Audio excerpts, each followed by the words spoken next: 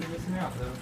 Well, one of the key differences between the LQR controller and the PID controller that most of the other groups use is that it actually takes feedback from all four states. And by states, I mean the angle, angular velocity, the position of the wheel, and the velocity of the robot as it goes forward and backwards.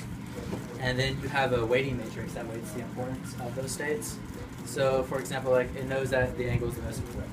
So while it's keeping the angle balanced, it's going to try to drive the velocity of the wheels down to zero as well, keeping it from just going indefinitely one way or the other, just keep itself up. But we actually ended up getting rid of the gain on the position as we went on to get rid of some of the oscillation.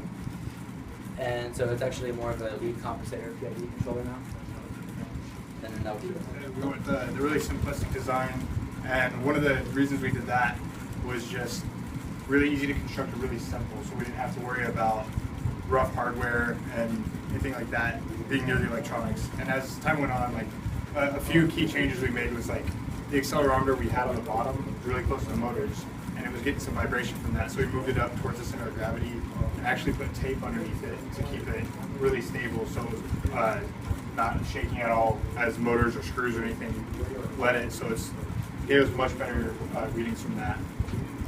The IR sensor on there is also a small, sleek design. Also, our main sensor is the 3-axis gyroscope accelerometer. And so one of the problems, well, 3 axis each. And one of the problems with gyroscope is that over time, the value drifts. And then the accelerometer is very sensitive to motion beyond just gravity, obviously. It comes in any acceleration. So we use a complementary filter, and it kind of brings out the best of both of those sensors. So when it's filtered, you kind of get rid of the drift from the gyroscope, and you get rid of a lot of noise from the accelerometer, so you get really accurate angle reading.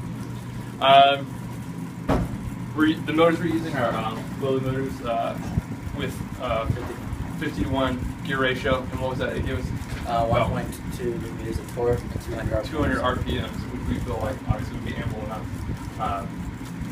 speed and torque to keep the robot upright and balanced. And it's being driven by a dual motor driver.